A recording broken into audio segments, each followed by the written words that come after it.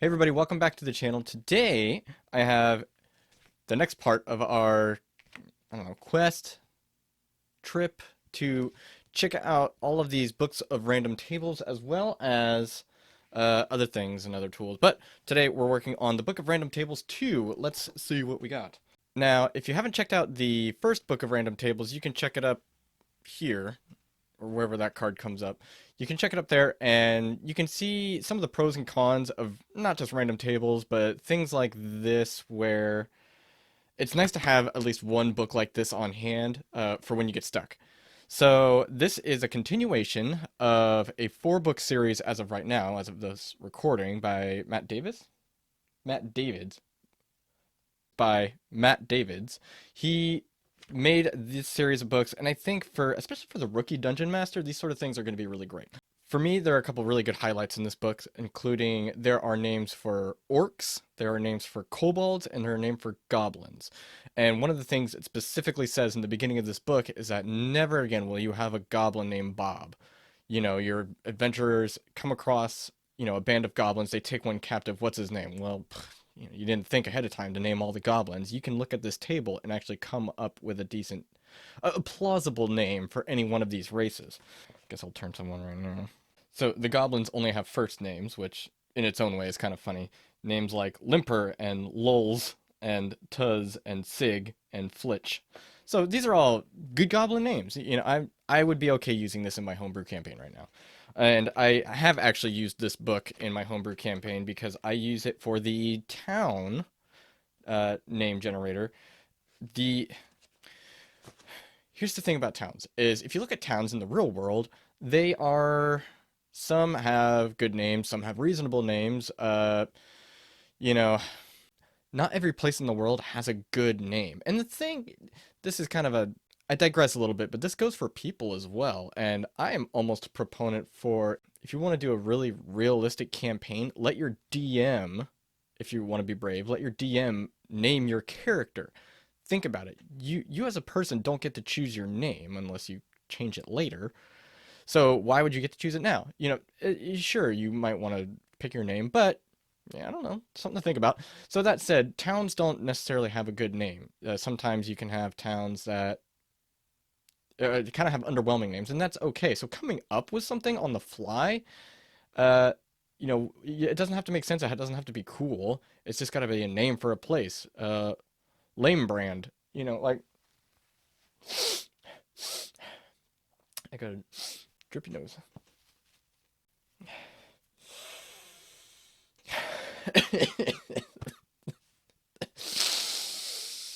Anyway. What else is in this freaking book?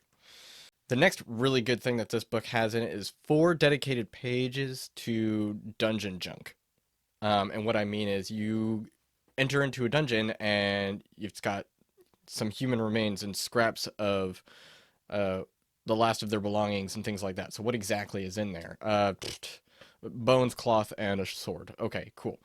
What's in the next room? Well, these are all things that like your players are going to ask if they get to the point to where they're asking and searching around and really, picking this place apart with a fine-tooth comb. You're going to be able to roll, okay.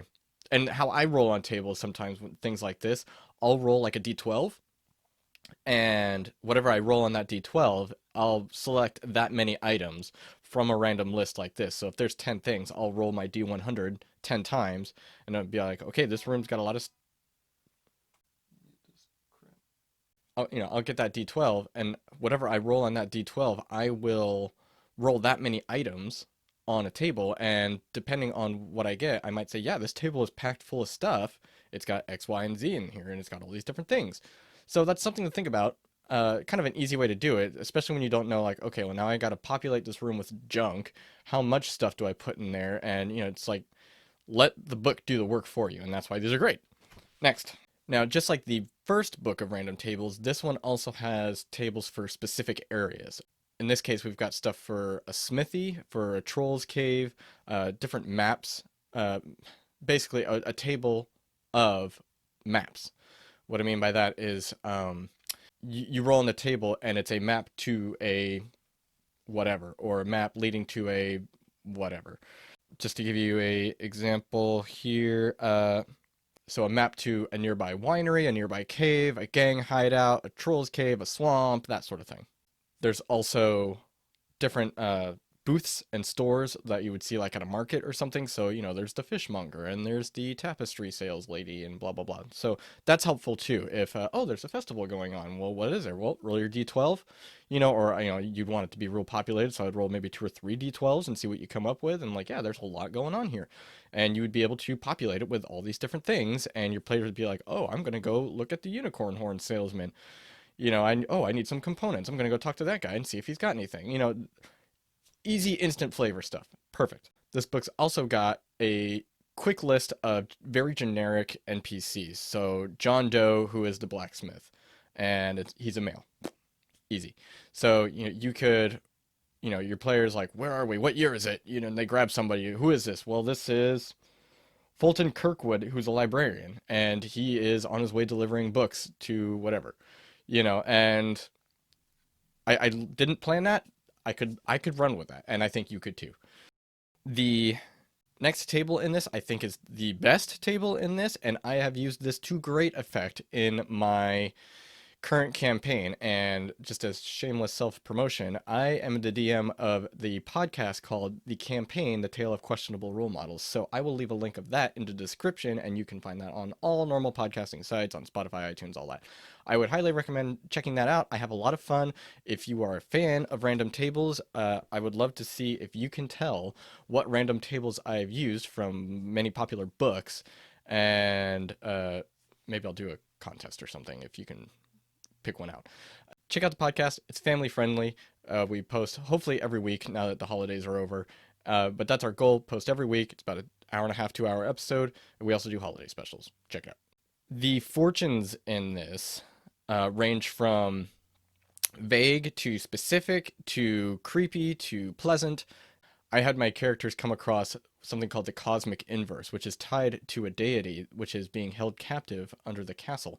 When the players get to the ball, they get to interact with this deity via the cosmic inverse, and she gives them their fortunes.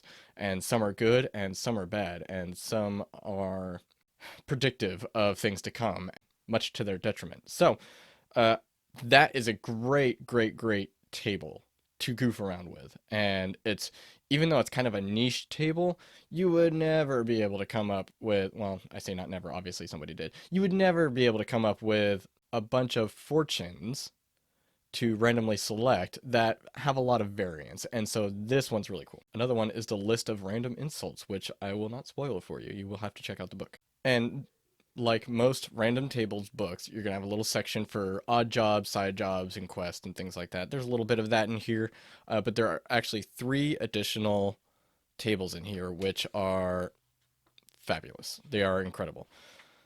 The first one is an NPC's reaction to a failed pickpocket attempt. And just like the fortunes one, this is kind of niche. I mean, gosh, like how many times does somebody actually pick a pocket, honestly, these days? This was something that was really frequent. The thief would do this a lot in old school D&D, but how many rogues are picking pockets on the regular? I don't know. I haven't played a rogue myself. I'm kind of the forever DM at the moment, which is okay, but we don't have a rogue in our party. I haven't messed with them, so I don't know. I mean, is it like Skyrim where people just kleptos and they just want to take everything they can get their hands on? I don't know. So, so that's cool. I think that's fun. So that might be something you might be interested. Something like that might be worth picking the book right there. Another one which is important to remember is non-combat encounters. This could be you find someone unconscious in an alleyway who doesn't look like they belong there. It would be one thing if it was some vagrant or homeless bum, but this one looks like a member of the royal family. What are they doing unconscious in the dirt in the alleyways? So there's a couple things like that. The first one I look at is a dead child.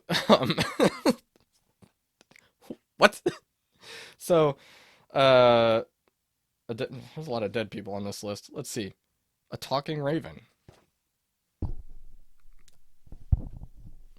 I want a talking raven. And the last one, which is really great, is in-game reasons why a player is absent or a character is absent because the player had to be at work or something. And some of these are really good. Quote, quick job, won't be long. You know, interact. Oh, I got to run back home. I forgot my, combat jock or, something, one of those things like, out on business. Jury duty is one of them, I think. Things like that. Attending a funeral, shopping, missing, but there are bloodstains on their beds and their stuff. They're taking a bath, quote, stupid porcupine, things like this. So I like this because when you have that guy that is out half of your sessions, you can be like, oh, why is so-and-so out today? Well, roll on the table, malaria flare up. Again, come on.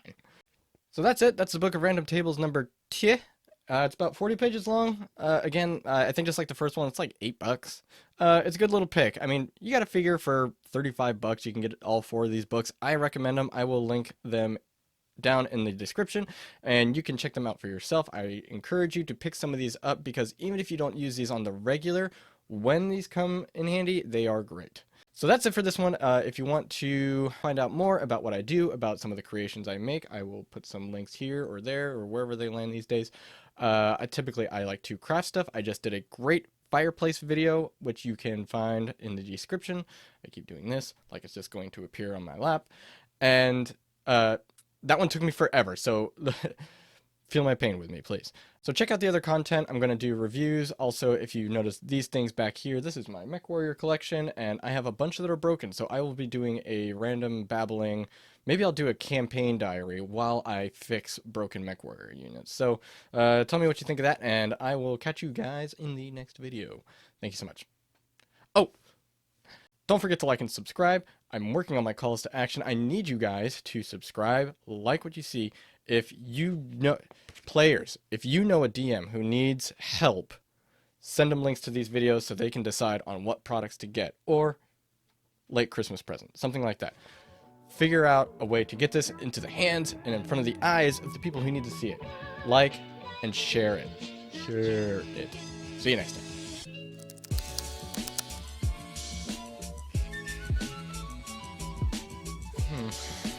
Recording by Matt David, by a series of books by Matt Davids, things like this. So,